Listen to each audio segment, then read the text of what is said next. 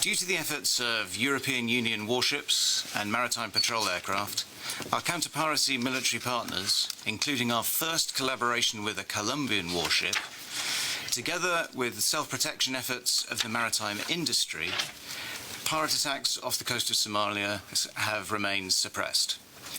Thankfully, the many terrifying incidents which we saw just a few years ago, where merchant vessels and their crews were being attacked and then held for months, have been reduced to almost zero.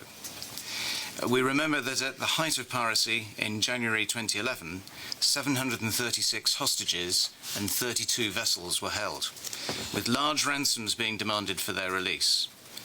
We should remember the 26 hostages from the Naham taken in 2012, who are still held, and indeed 17 hostages who we believe are being held from the Siraj, taken on the 23rd of March 15.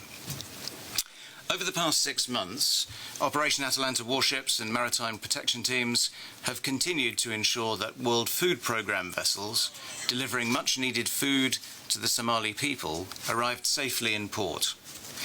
In November last year, we reached an impressive milestone of having protected 1 million tonnes of World Food Programme aid since Atalanta was launched in December 2008. Merchant vessels carrying goods such as clothes, household appliances and fuel into and from EU countries have remained safe from pirate attack. This in turn has benefited hard-working EU families and helped to strengthen our economies.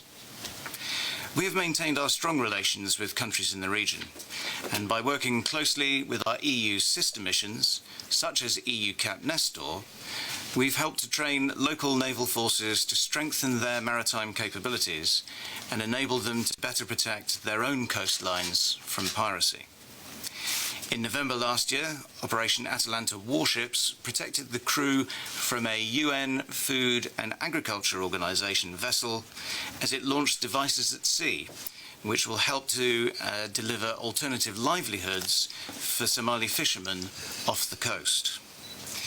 In accordance with our mandate, we continue to monitor fishing activity off the coast within our capabilities and pass the data gathered to DG Mare.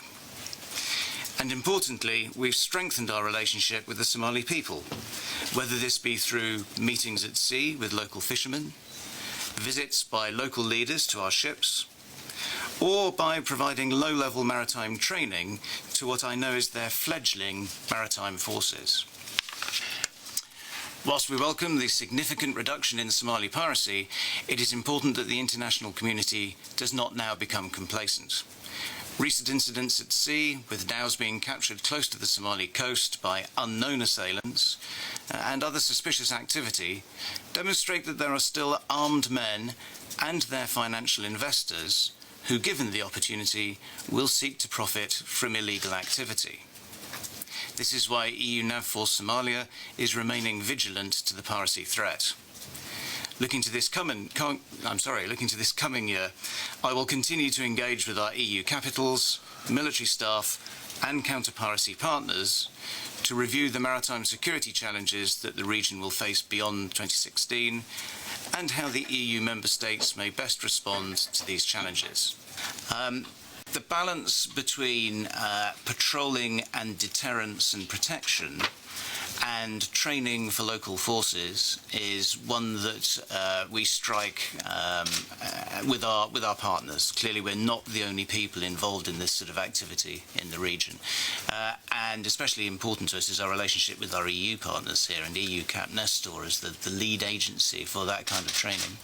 So for me, this is described as a secondary task. It's something that I do within capacity and when I'm asked to do it by another agency.